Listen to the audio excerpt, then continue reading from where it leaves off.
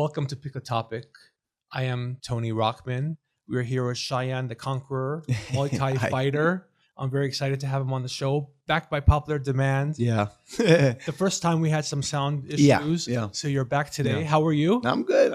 I'm excited. The last episode was great. Unfortunately, the audio got messed up, but I apologize I'm back. for that. Nah, I don't care. I'm I'm here.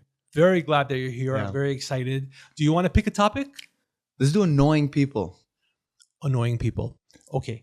So annoying people like my family, my kids, my wife.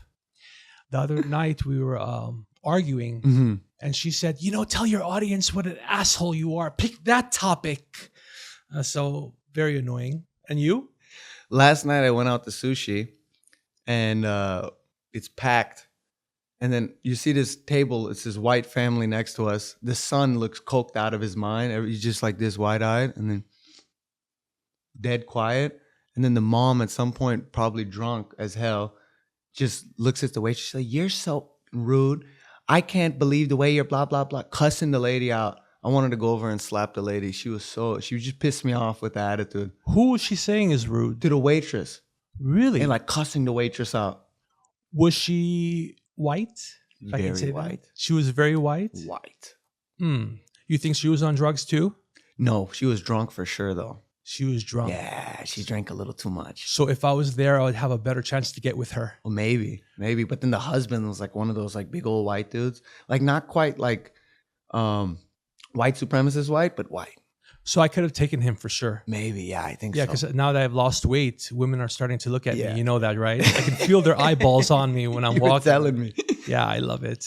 He's not skinhead white, but he's like white trash white. Just a level above trailer park trash, but just trash. And we want to make it clear for the audience that we love all people. So when we call someone white trash, or can I say that? I think so. I I don't think think it's a it's- slur. I think we're good. Yeah, we love all people. Black, white, orange, Chinese, Asian, right? Yeah. Well, the other night we were at a concert, Mhm. and at the concert master was phenomenal, and she was Asian. Uh-huh. I talked to her after the show, and she said, "Yes, I do concerts, and we have a dry cleaner, and we have a restaurant." So her man, you know how Every single one. well, you reminded me of how how the Asian men in front of the restaurant they they squat all the way down. Yeah, and they'll do it with the hands behind the back. Well, I hear they poo poo that way too. It's No. healthier. Oh, yeah. Well, no, that's what they say. They have the whole setup. It's called like a squatty potty. You set it up on the toilet, but that's ridiculous. It's just too much. Oh no! Some places in the world they have just a hole in the ground. Oh, I And you know. squat. It's better for your legs. It's better for the stuff to come out. When I was a kid, I went to Iran. I was like 4 years old. My brother wasn't even born yet. And I go to use the bathroom. And I only remember a couple of things from that age and from that trip. But I remember getting to the bathroom. And it was just a hole in the ground. And it scared the shit out of me because I didn't want to fall into the hole.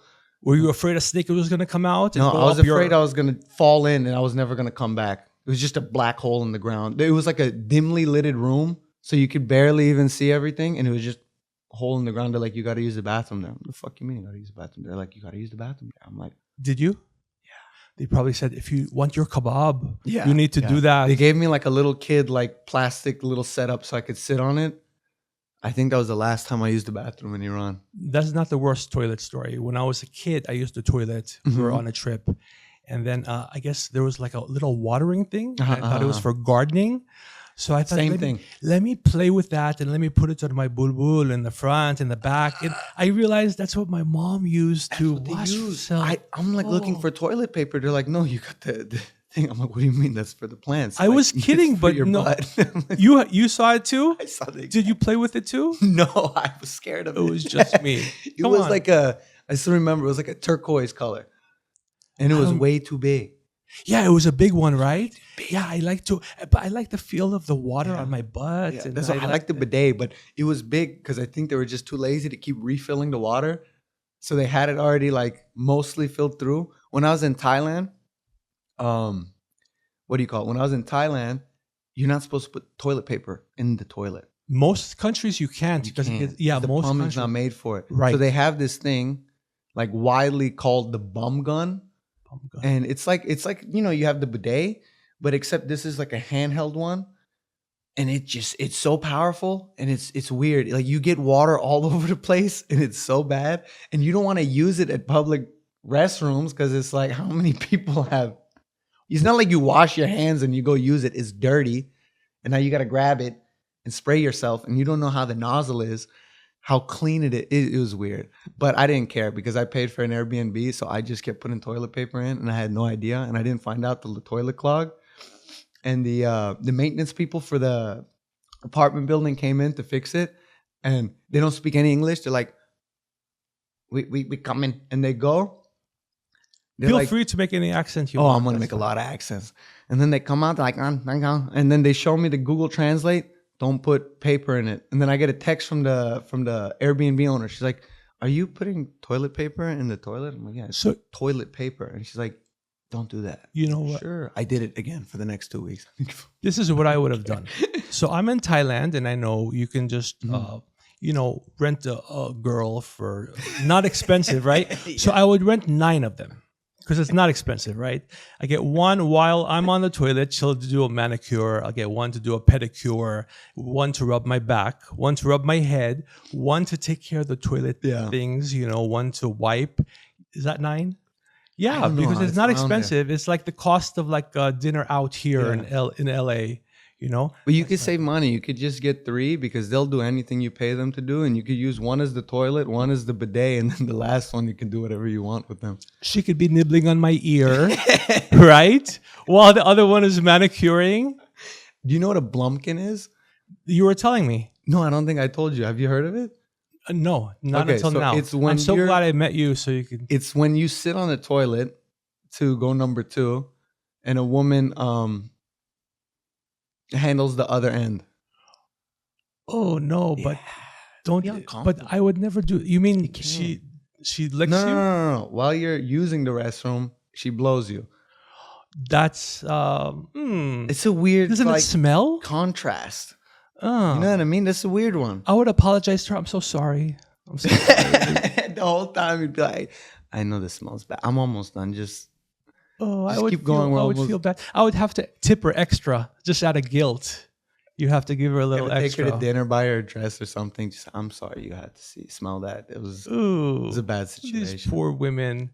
I would say, I feel so bad. Where are your cousins, your aunts? Let's give them some food. Do you have a cousin that looks like you that you don't like too much? We can have her handle it. Oh, I wouldn't do that. I would say, you know what, baby, let's just, because they're not going to call you by name, right? They're going to call you baby or honey. They go honey or baby. You're so handsome.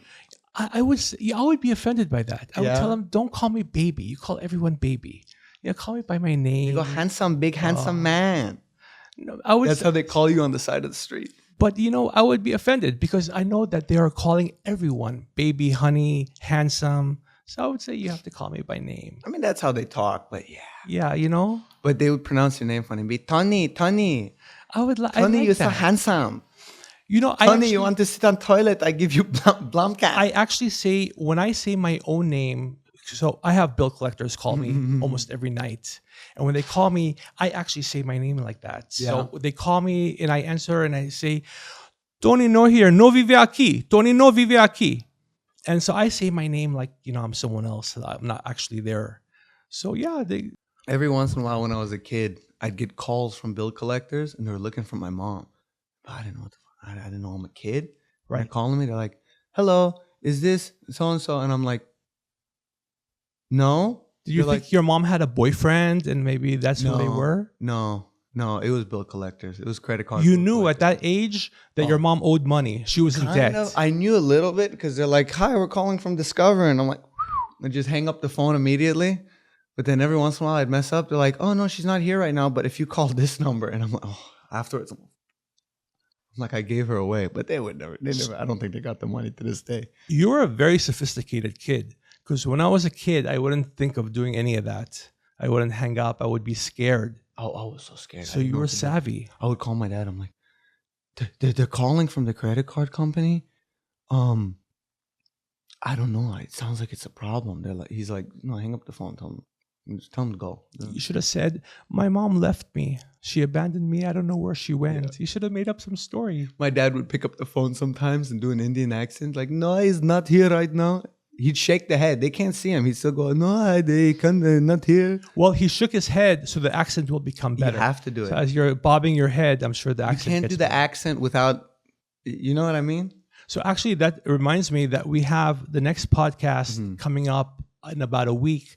We have Indian workers. Yeah. Wonderful young men that come to this country to work, but their managers and their employers take advantage of them. Oh, yeah. Give them housing in exchange for them working. Yeah. And when they get tips at the restaurant, the owners, the managers keep the tips and don't give it to these young guys. Yeah. So they're really oppressed. So I'm having them on to talk about their plight and what they're going through. I don't know how much of that they want to talk about. Yeah. But and they love my jokes. That's the best yeah. part. They come and enjoy and You got to be careful because the longer you are, you start to get hypnotized by this, and then you start tipping them. well, no, I have to be careful because when I talk to them, I start getting really craving for Indian food like crazy. I start You like Indian drooling. food? Oh, I like it's spicy. It's so good. And after a while, they start can you please call me uncle? Yeah. And they start calling me uncle. It's they're wonderful young men. And I hate what That's they're the going through. hypnotization right there. They do this. You call me uncle? You're my uncle? I hate what they're you doing. want butter chicken? Don't even talk about that. It's early in the morning. I would love some with some samosa, Yeah. vegetable samosa. The food's good because they season it well. But the problem is the seasoning doesn't just stick to the food. It sticks to them. I used to work at Walmart. Anytime they'd come in, they'd smell like Indian food. Well, years ago, I had an Indian girlfriend, Sangeeta. I remember her name. She was amazing. And just out of the shower, she just took a shower and she smelled like the curry. Yeah. I didn't mind because she liked me and all that. Uh-huh. I met her at the library. As soon as I met her, I thought, how can I impress her? She doesn't know a lot of English. So I did the Michael Jackson moonwalk. Yeah. And right away, she fell in love. And then I took her home. I introduced her to my mom. And then, she would come out of the shower and she already had that curry coming out of her pores. I used to work at Walmart. And the women, they would always smell like curry. Yeah. The men would smell like sweat. And then the thing is, because they didn't shampoo or the larger the group, the more combined like odor came off of them.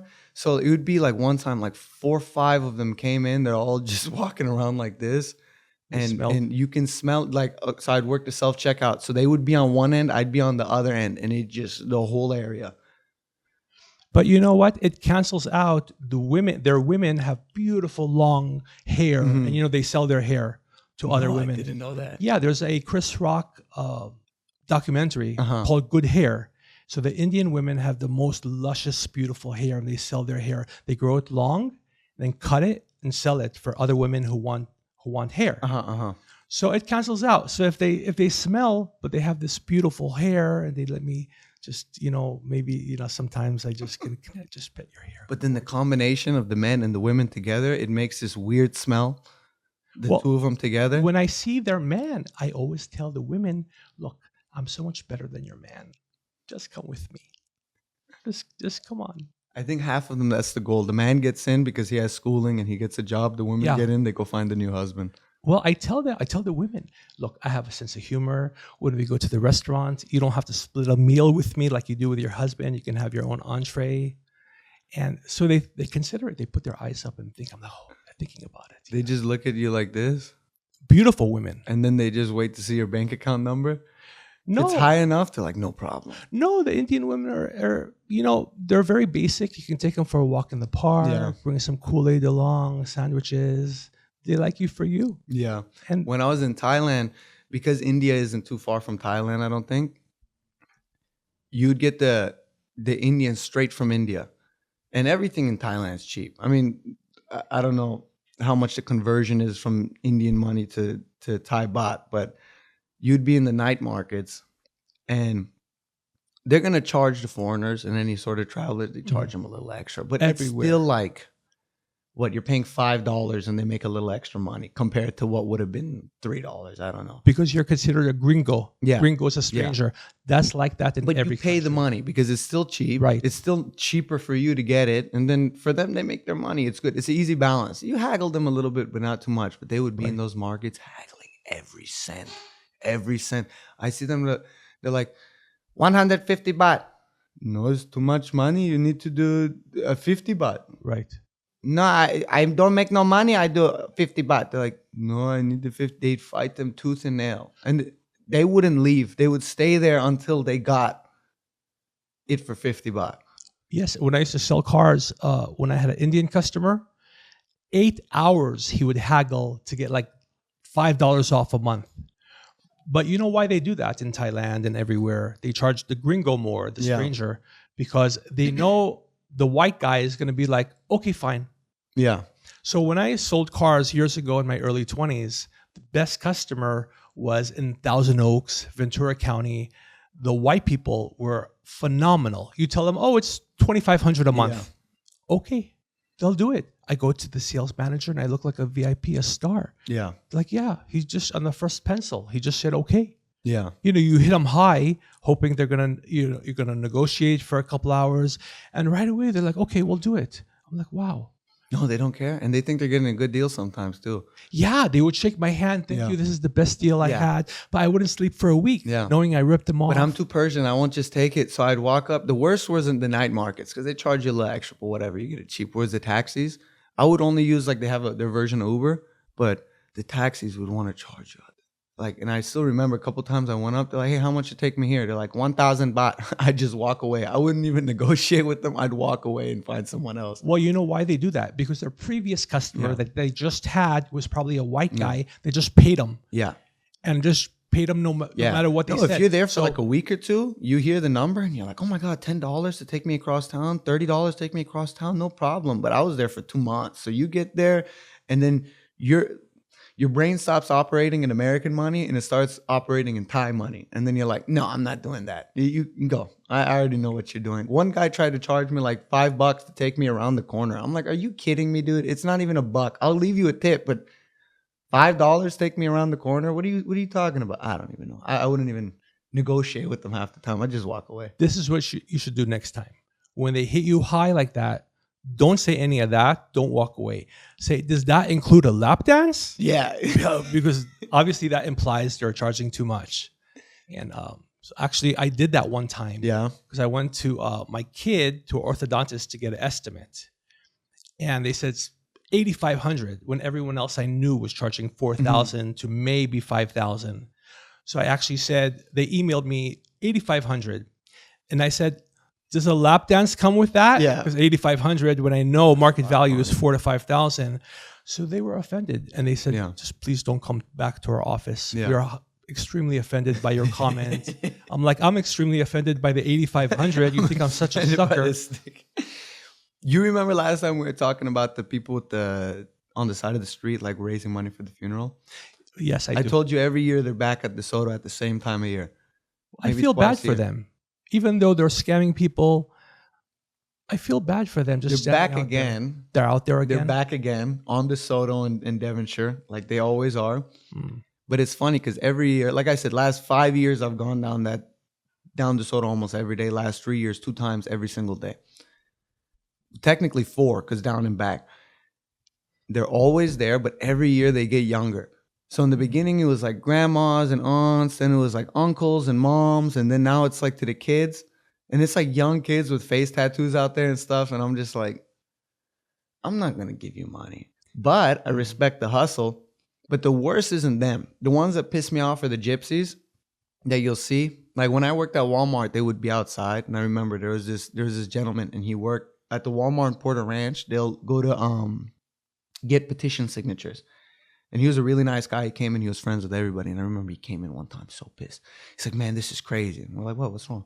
Like, man, this lady's out there pimping her kids. And I'm like, what do you mean? He's selling her kids? And then he's like, no, you got them out there. She's using the kids. It's the middle of summer. Got 4 kids out there just trying to raise money, man. They don't need it. And I'm like, oh. And I realized that. And every time I see them, I get annoyed. Because you're out there with like a 4 or 5-year-old kid. It's the middle of the day. Yeah. They need to be in school. They need to be at home, at least daycare. And you're just sitting there for hours raising money. And then I saw it was it 2 days ago? Or no, it was yesterday actually, outside Topanga Mall. And she's there with a baby. Yeah. Not even like a year-old baby, still wrapped up and everything. Hi, can you give me money? So what blows my mind is that social services does not come to them to bother them. Social services comes to regular people's houses instead of, people who are abusing their kids and wasting the limited resources they have going to people's houses and, interfering with people's lives on the possible chance that some kid is being maybe abused in the home when they have these babies and kids obviously being used and they don't do anything about it. And if you notice it, part of their con is to make eye contact with you. Right? Oh, yeah. So I try not to look. I try to look away. But sometimes when I look, they're looking at me. Yeah. And the homeless people do that too on the off-ramp. So that's part of their thing to get sympathy is just to look at you. Oh, no, they know what they're doing. And they'll wave at you. And they'll, and sometimes I wave back. Sometimes I wave. Yeah, like she was playing with the baby. The baby's laughing. And I felt bad because there were like two people who didn't know what time it was. And they like some kid went up and gave money. Some guy went up and gave money. That's Me why and my girlfriend are like, oh my God. But because then I thought about it. Have you ever seen like an actual like homeless family, like a mother and kids actually homeless? I know it exists, but in America, 9 times out of 10. Right. They're not going to go and try to get money. No. Well, here's the thing. Most of the time, they're not actually homeless. There's never, if for whatever reason a parent is homeless, the kid is with some sort of relative or they got put in foster care. But it's never, most of the homeless in America are either mentally ill or drug addicted. Not often. I mean, it happens. Don't get me wrong. Where someone's legitimately like everything's okay. They just fell on hard times and they're sleeping on the side of the street. And even if they do, it's not long. And you can see them. They have a look in their face when they're like messed up. Yeah. And you can tell, like, again, at Topanga, we're leaving and some dude's sitting on the side on the exit when everyone's exiting. And it's just like, Mom, I need food. I need money. And I'm like, the guy's a crack addict. My girlfriend's like, how do you know he's a crack addict? I'm like, you can see it in his face. Yeah, you can tell if they're on fentanyl, they're crunched over, hunched, and they're like, you can see it in their face. You're right. You can tell. It's horrible. See it. But not often do you see the homeless in Los Angeles. And it's like, oh, look, that's a regular dude. And he's just, having a hard time. No, 9 times out of 10, either they're mentally ill or they're drug addicted or they're both. Never do you see them with a kid and it's just some mom who fell on hard. No, the kid is going to be somewhere not on the streets. The one thing I think, I'm not political, whatever, but I don't think you see very often kids sleeping on the side of the street. It's very rare. At least not little kids. You might see a teenager or something. I never see it. Never. Never. It's the old men. Yeah. Where, then you see these ladies, they're there. I remember when I was working at Walmart one time, the ladies tried to come return diapers because people felt bad. They're like, let's get the kids some diapers, that way they have it. And they came right in to return it. They're like, no, you can't return diapers because it's just policy 1. And for 2, we know what you're doing. You can't be out here soliciting people trying to do this and that. But I don't blame them. It's really the government that allows a lot of this stuff to happen. They should run things better. They should not have these problems. But it's the culture. They do it all over the world. Like we don't get it that bad. But in Europe, you'll see the videos of the people. Yeah. And they'll pickpocket like crazy in France or in Italy. I saw one. It was a white lady. And she tried to pickpocket her. She grabbed the little gypsy girl. She's like probably like a 16-year-old girl. Grabbed her by her hair. She said, you're not going nowhere. The other lady is like, she's baby. And she ain't no baby. She got my wallet. She's not going anywhere. This is what I do when I travel abroad. You have everything in your front pocket. Yeah. You put rubber bands around everything you have with a comb inside the rubber band. So like you'll feel the vibration of someone's. And then I even put my hands in front as I'm walking. Oh, yeah. And that, I know people are probably thinking, okay, that's where he has his shit because, he has his hands in front. Oh, yeah. But then no one's taking my stuff. It's hard. Well, that's why when I was in Thailand, I got a fanny pack because I put everything in the fanny pack and I just put my hands right here. So like, obviously I told you I fight Muay Thai and you go, when you're there, you watch the fights. It's on all the time. And there's a specific, there's a lot of the bigger events that everybody knows about, but there's a little bit more of a low-key one. But in Thailand, it's huge. It's like one of the, number one national like competition, but they don't ever have foreigners fight. It's just straight Thais. It's called Channel 7 Muay Thai. And it's free, but you need to go in a collared shirt. You can't have shorts on. You need long pants, but you can go in. But it's like you're so packed, so tight with so many people, and it's a bunch of betting going on. Everybody's betting. You'll see dudes with 4 phones, like duct taped together, and they unwrap it. You see, you're in the crowd, they're looking at you like, Do they have the chickens there too for fighting? You know how they have they the have them in the back. They have They them have in them in the back because the gyms will have it. One of the gyms I was at that was right next to the Channel 7, one of the guys does like cockfighting, and you'll see him on his Instagram with like 4,000 baht. It's like $100 maybe, but he's like sitting there holding it, and they have the chickens in the back sometimes. So this is what I want to tell you. You're a fighter. And as a fighter, I wish you had come to the gym a few months ago. There was a macho guy, and he was standing there. And all his friends were talking about a Planned Parenthood. They were telling jokes. Yeah. So then I started telling jokes to them, to this guy's friends. And they were all cracking up and laughing because I thought, how can I top their Planned Parenthood joke? Yeah. So I told them a joke about how when I was young, I would go to the deportation center to meet women. And they're about to get deported, and they all loved me. They all wanted to come with me because they didn't want to get deported. And that was such a place, so easy to pick up like 20 girls a day. It was fantastic. So they're all cracking up because obviously it's a joke. And I'm talking about like 35 years ago when I was young, even if it wasn't a joke. And obviously it's in context. They're talking about picking up girls at Planned Parenthood, which is actually an old Chris Rock joke. And so they were talking about that. And then I went to the deportation center, and they're all cracking up, and these are his friends. So he turns to me, he's a real macho guy. Looks like he just got out of jail, I'm not sure. And then he says to me, then he wants to fight at the gym. And if I told on him, I didn't snitch, he would have got kicked out because I know the owner of the gym. And I said, look, this guy was very intimidating. Yeah. And very fragile ego. And threatening me. But I wish that you were there. So I told him, you know what? That's fine. Your friends are laughing. And then he starts cursing. I don't care if they're laughing. I don't find it funny.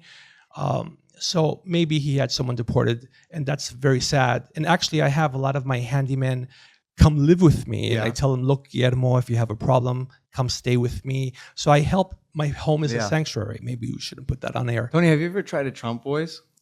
No, I can't do impersonations. You can do the voice very well, especially you have the hands down. And when you talk about these people, and you could say, wow, what an asshole this guy was. And what a fragile ego he has. And frankly, what an idiot that guy was. And I made my joke, and he didn't like my joke. But that's why we're getting these people out. We need to send them all back because what an idiot this guy is. That's not bad. So you have the Persian Trump thing going. You have the face, the teeth. You have to work on it. I don't have my voice isn't deep enough for it. I wish you were there when he was intimidating me. So I told him, that's okay. I never have to talk to you again. I won't talk to your friends. That's fine. And I just turned away, and that was it after that. That's the thing about like commercial gyms or even weightlifting gyms. There's like a weird ego in there, but it's weird because it's not like it's like, oh yeah, I can lift a bunch of weight, and it's not like real. It's all in your head because they think they're strong, and it's a lot of like testosterone in there. But if you were there with me, it would have been like, you're backing me up. I would have been like, what's up, motherfucker? You want to fight? Yeah. Oh, it would have been so good because I knew you had my back. Because in fight gyms, it's different because there is no like, oh, I could throw this plates around, but you're going to get your ass kicked more than a couple of times. And there's no ego. So you walk in, nobody has this weird ego because we know the reality. Like we're doing it every day. We're sparring with each other. We're doing everything. Sometimes it gets heated, but fact is a fact. Either you're skilled enough to hang with me or you're not. So it just doesn't exist. You know what I mean? You leave the ego at the door because you know the reality. You're confident in yourself, and you know what can actually happen. There is no reason to put on this. But then you'll go to the commercial gym. So let me tell you how I got revenge on him. So the very next day, my powerful body part of all is my legs. Yeah. So I can leg press a lot, as you know. So I can do 10, 45 on each side with the weight of the platform. On the leg press, right? Yeah. So 10 on each side, 10 45s on each side. That's 20 45s. And the weight of the platform is about 90, 95 pounds, conservatively, if not more. So that's over 1,000 pounds. Yeah. So the next day after this guy was intimidating me, he was right there, and I was doing the leg press. I was doing 10 on each side, and I was doing like 12, 13, 14 reps, and I had my weight belt on, So after I did all those reps, and he's looking at me, right? So I get up after all those reps, and I know he can't do that weight because most people can't do that much weight. Even the professional bodybuilders don't do that much weight. I get off the machine, and I know he's still looking at me, and I take off my weight belt, and I put it on my shoulder, and I tap it like I just won the championship. I'm just strutting around. Well, Tony, let me tell you this story from my perspective because I'm pretty sure I was there that day. So I was with my friend, and we were lifting. Wait, you're talking about... No, after I did the 10 on each side, I put an extra... Let me tell it from my side. Go ahead. So me and my friend are in, and obviously, we're trying to lift or whatever, and we're looking for plates. We can't find any, and then we turn around, and then we're like, oh, well, there you go. Tony has all the plates in the gym, and we're like, holy shit, can Tony do it? And you're repping it out. Then we're on one. So you saw me repping it? Yes, and then I saw you add plates to it, and then we kind of stopped for a second to see what's gonna happen, and you just look at the guys like, if I can't get it up, just start unloading the plates, and we're like, all right, let's see what happens. So I see you go. You unrack it, and then this is all you hear. No, I didn't yell. Screaming at the top of your lungs. Everyone in the gym really turns around at the same time and looks, and I just see you fighting, screaming, and then you hear boom, and it drops on you.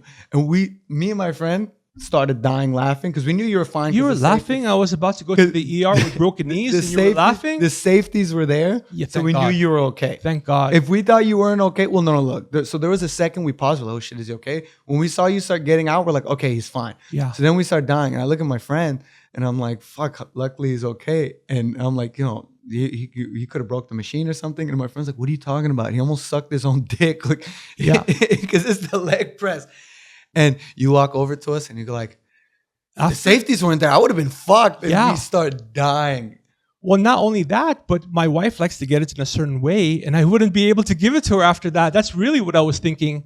Because now that my legs are built, the other day she's like, I might consider a divorce lawyer. And I'm like, look at these legs. She's like, never mind. So what happened that day is I did 10 45s on each side. Yeah. No problem. But I didn't take creatine for like 3 weeks before that. Yeah. And not that day. So after doing 14 reps, then I decided to add one more 45 on each side, 11 on each side. That was the mistake. What I should have done, instead of doing 10, I should have went for my warm-up sets to the 11 on each side after taking creatine for a couple of weeks. And then I would have done it no problem. Yeah. And that's over 1,100 pounds right there. Jeez. But I did 10 on each side. I already was tired to failure with no creatine. And then all of a sudden, I jumped to 11 on each side. Yeah. And that's why I couldn't even do one. And it crashed, and I had no idea the safety was on. Yeah. No idea, because I never needed the safety. No, they build it into the machines. Thank God. I had no idea because I never used the safety. And the old machine I never used because I knew it didn't have a safety unless you manually put it on. And I didn't know how, so I stayed away from it. Yeah. Because that old machine was hard to close, the leg press machine. It was from back in the Arnold Schwarzenegger days. This new machine is easy to click close. Yeah. So I stayed away from that machine, and it's coming down. I'm like, that's it. My legs are done. Yeah. So if my knees go, I lost almost 200 pounds the last 3 years. You told me. So while I'm leg pressing, I don't start leg pressing until a young lady comes by. And I start going. Just wrapping it out. Look, I could feel their eyeballs on me. It feels so You know good. which one you have to do is the hip thrust machine. I do. Because that's the one all the ladies want to use. So you could go sit on it and just show them. My favorite is when I go there. Yeah, I do it. And I don't do it to impress the ladies because I have my girlfriend. Don't tell my joke, okay, about it. No, I won't. But I do it because, okay, look, so I'm a fighter. I don't have much of an ego, but I do like this sometimes, So I'll go sit down and I'll throw like 5 plates on the leg press because I grew up a fat kid. So I got strong legs. My ass is bigger than I'd like to admit, but I got a strong ass too. But not now. I've been not checking you out. Don't worry. But your ass looks good now. Yeah. But I can rep out like 5 plates for, I don't even know how much weight that is, but 5, it's 5, ridiculous. 45, 10. That's 450. It's a lot. Just over 500 pounds. My hips can do a lot of work. See, now my ass looks good and closed, but when we're Persian, we're hairy. I take off my clothes, the ass is hairy. That's how I feel about my chest. It's not hairy, but when I flex my chest, because I didn't have a good chest for a while and I worked on it, but when I flex my chest, it looks weird. And I always say it looks like when a woman transitions to a man and they get the surgery to cut off their breasts. That's how my chest looks when I flex. It's like that weird flatness and the nipple kind of sits in a weird way. It's really strange, but that's how my chest looks when I flex it. Well, once a month, I have my wife cut my chest hair, my shoulder hair, because it gets really hairy. And I'm only half Persian. My cousins who are full 100% Persian, they got all the fur on their knuckles and the neck. It's horrible. But then we argue a lot. And the other week, she didn't want to cut my chest hair. Uh-huh. So I actually went to one of these massage parlors and paid as if I'm paying for a service. Yeah. But all I wanted is for the girl to cut my chest hair and my shoulder hair. And then they started taking your pants off. No, they didn't. They said they don't want to cut my hair. Yeah. So I thought I was really offended because my wife doesn't want to do it. I'm trying to pay someone. Yeah. And they don't want to do it. Right now, if you look, I look good in the sweater. I'm sure, yeah. right? That's what you're thinking. Yeah. Thank you. But it's all, I can't take it off. It's all like Chuck Norrisy, you know? But the hip abductor thing that you open your legs, my secret is I wait for a young lady that I'm attracted to come by. And as I'm doing it, I'm thinking in my head, and this all could be yours right here. As you can see, the balls are really big. I hope that's okay on YouTube. But I'm like thinking to myself, if they come by, they might, you know. You ever free ball it at the gym just because? What does that mean? No underwear. I'm afraid to not wear underwear because I thought maybe they can see the contours of my penis, and then they're going to say, why is this guy a grower, not a shower? He's clearly a grower. So I wear underwear, so there's mystery. They can't see the contours. Leaves more to the mind. Or, you know, what The my imagination. My friends use the Viagra.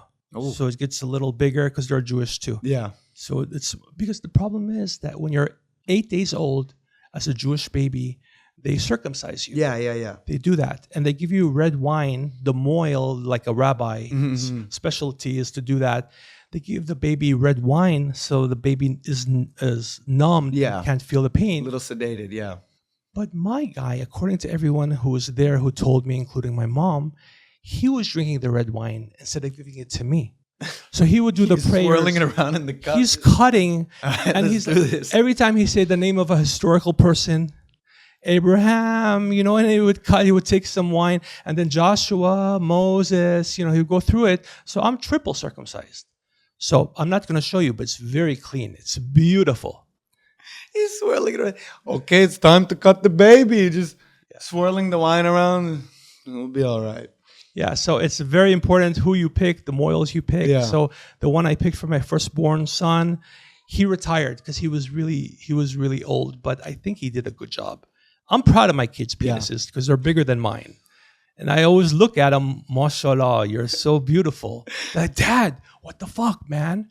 Because now they're teenagers. I'd imagine the worst is when your kid's 4 years old and you're looking and, you know, you're giving them a bath or something. No, when they're 4, now I can tell they're teenagers. Wow. Thank God they got that half from my wife, the Salvadoran side, because they got the machete dicks, you know, big, you know, jungle dicks. But, oh, shit. I'm trying to keep it clean, right? For our wide audience, right? But they need it so they can fight off anacondas. They use it like a bat. Just swing it around, knock the brain off of them. So I'm half Persian, half Polish. Uh-huh.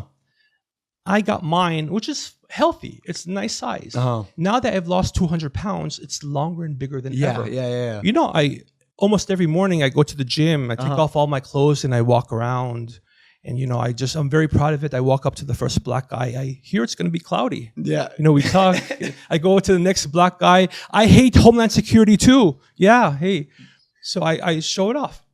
And the worst was the first time I ever went to that crunch. It wasn't a couple of months, it was a couple of years ago. Because, you know, I fight, so I have to cut weight. So we got to go use the sauna. So my friends would bring me in.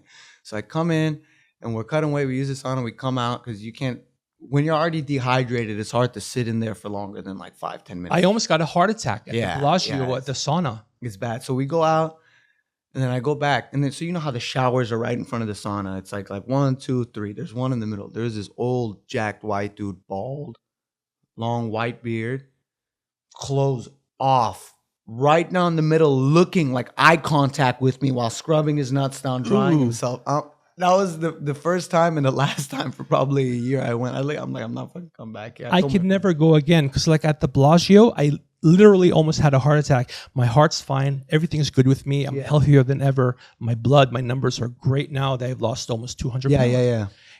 By the way, did I show you a picture when I was almost 400 pounds 3 years ago? I got to show you a picture of me when I was like 240 when I was 16. Well, you would think that I photoshopped my pictures, but I'm an old guy. I don't know Photoshop. I couldn't breathe. I couldn't walk from the kitchen to the bathroom 30 feet. I ran out of breath. So at the Bellagio, when I was heavier in the sauna, so they come up to me from the management of Bellagio and said, "We're so sorry you had this experience. Can we get you anything?" And the first thing I thought was, my wife's not here. Can you get me something? Can you get someone to maybe keep me company? Yeah. I didn't say that. I didn't want to get thrown out because they're very strict. And of course, I would never do anything like that to my wife. But no, it was a traumatizing experience. But then I was like, I see a lot of people, especially friends that I know that don't fight. They go use the gym, they go to the sauna, I can't. When you go through enough weight cuts, the sauna is like a... You don't really have to do that because look, I'm losing all this weight by going to the gym, eating better, staying away from, like, my kids don't really exercise a lot. Weight cuts are a little bit different than losing weight because it's not about actually losing like fat. It's about losing water. So you're like that movie. Yes, there was a movie just a few weeks ago, right? I think so. You're manipulating the water in your body so that way it shows up a certain number on the scale. So, for example, when I go into a fight, the week of the fight, I lose probably 10 pounds, which is easy. 15 pounds is a little more difficult and 20 is hard. The more muscle you have, the easier it is to lose that water just because your muscle is like a sponge. It holds water. When you have a lot of fat, that's difficult. So throughout camp, you're cutting out the fat because you're going to, some people, depending on what level they fight at, maybe a slight deficit, but you're burning so many calories in fight camp that naturally you're going to lose that weight. So maybe throughout camp, you lose 5-10 pounds over like a month because you're just doing so much cardio. We get a fight, let's say you're 10 pounds over. It's a matter of manipulating the water in your body. So what you do is you do something called a water load. So let's say I'm weighing in on Friday. On Sunday, I start drinking 2 gallons of water the whole day. Sunday, 2 gallons. Monday, 2 gallons. Tuesday, 2 gallons. Then what I do is on, Wednesday, I cut down to 1 gallon. Thursday, no water at all. And then you go weigh in on Friday. So what this is doing is it's overloading the water in your system. So it's making your body have to flush it out. So because I have so much water, I'm sweating more. I got to pee a lot. And it seems kind of backwards from what you want to do because it's like, hey, I want to lose all this water. What am I doing? Drinking all this water. But what you're doing is flushing your system out.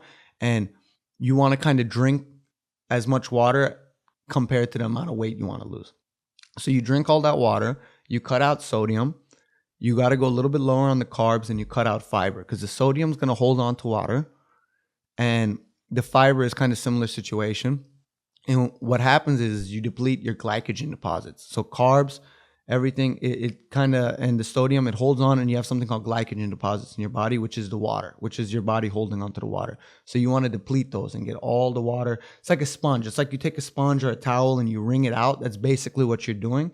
So it's not long. So maybe I'm 170 pounds at the start of the week. On Friday, I'm 155 pounds for a whole 5 minutes. So you sweat, you put on a sauna suit. Sometimes you take like makeup remover, Albaline, and you rub it on yourself to open up your pores. You go run with it, just burning calories. You go in the sauna just to sweat everything out. And maybe for an hour, like I said, like you take a sponge or something, you wring it out, you go step on the scale. I weigh 155 pounds. The next morning, I'm 170 pounds. So it's just like that movie, except that was extreme. He had to lose like 40 pounds in like 5 days. Remember, his wife was the coach. You saw that movie, right? I don't think so. It's a very famous actor. It just came out on like Hulu. And I don't remember his name, but he had to lose like 50 pounds. The in one like with The 5 days. Rock? No. That's a different movie. Yeah. That's a different movie. But he had to lose like 40 pounds and he was like a comeback kid. Yeah. And then I fell asleep, but my wife later told me, they did all these things like you were saying, but to the extreme for him to lose like the 40 pounds in 5 days. No, one time I did 20 pounds in a week. But here's the thing. It's one thing if it's a day before weigh-in. So you weigh in the day before the fight. There's a bunch of rehydration stuff you do. So you drink a bunch of water, a lot of sodium, you eat a lot of carbs. I didn't find out till the week of the fight. It was the same day weigh-in. So basically what that means is I'm fucked. My brain is dehydrated. Everything's dehydrated. I have to go into the fight, but I had to make weight. And you have to kind of cut weight a little bit differently. So it was very tough. I got into the fight and I was not the same guy. But it changes. So now, luckily, they've got it down to so much of a science that they have protocols for losing the weight, gaining the weight, and not doing it. But it's very normal for a lot of these guys, especially at a lower level, to do it in a very unsafe, unhealthy manner where people get kidney failure. I know a guy, a good friend of mine, he one time, this was while I was training, he's older. He told me he cut 40 pounds in a week. He basically just for 2 hours straight had on a sauna suit, all this stuff, no water, no nothing, very unhealthy, very unsafe. So you need those 24 hours to get everything back in your system so your brain gets back to 100% because your brain's also muscle. And when it's dehydrated, if you get hit, you can't take the shots as well. You can't operate as well. It's something that comes from wrestling mainly.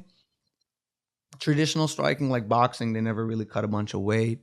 Muay Thai, they don't even cut weight at all. MMA? In MMA, it's huge because it comes from wrestling. So wrestlers will do that, but it's one thing in wrestling because although you can get hurt, it isn't as crucial to be kind of sharp in every aspect. You get a little more time of thinking, and it's still very like. But in when it comes to striking, the issue is that for one, your brain's dehydrated. So if you get hit, you can't take the shot. You'll get hurt easier.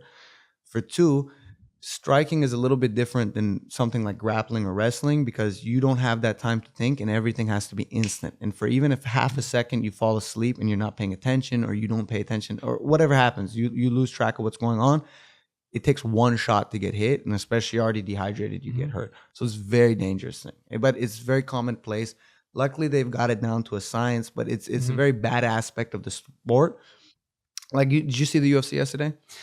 I didn't because I was taking my kid to a concert, and he's the one who plays violin, the 13-year-old. We were at a concert. I missed it. And by the way, Paramount has the UFC now, but I don't think they're showing reruns of it because I came back at midnight hoping they're going to show it over, but they didn't. You might have to go look for it. I think they're going to have it eventually. But I bring it up because on the weigh-ins on Friday, a fighter went, he weighed in, walked off the scale, collapsed right there, face first, like they had to take him straight to the hospital. So the reason I mentioned the MMA is because now I lost all this weight. I'm looking at the fighters' bodies, not because I'm gay. Not that there's anything wrong with that. But I'm noticing, okay, if I lose another 10 pounds, I want to look like that. And I tell my wife, okay, you see that black fighter right there? I say black because I don't know his name. I want to look just like him. The shoulders, the arms, the six-pack coming in. And I tell my wife, so I want to lose 10 more pounds because 3 years ago, I told everyone, I want to be just like James Bond in the iconic scene where he's walking out of the ocean. And everyone laughed, especially my wife. She didn't want me to get there. She wanted me just to be fat forever, right? So that reduces the potential that I would find someone else and leave her. So she would always make me cakes and dinners and all that stuff. And I would tell her and she laughed. My friends laughed. But look, I'm 15 pounds away from being the Persian James Bond. I cannot wait to walk out of that ocean. And it's going to feel so good.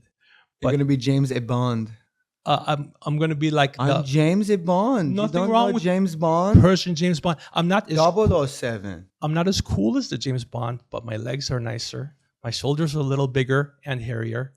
So we want to say thank you so much. I think you enjoyed this conversation more than the last time. Because the last time I was telling joke after joke and I didn't let you really talk a lot. Oh, no, it was great. It was great because it's a good balance. Laughing. The last one, we were making more jokes. This one, we had a little bit more of a conversation, but it's good. I would love to have you on a third time. Oh, of course. You were fantastic. I'll come on 1,000,000 times. Oh, I just love you. Maybe you'll be like the co-host? Yeah, like you know how Howard Stern has that lady?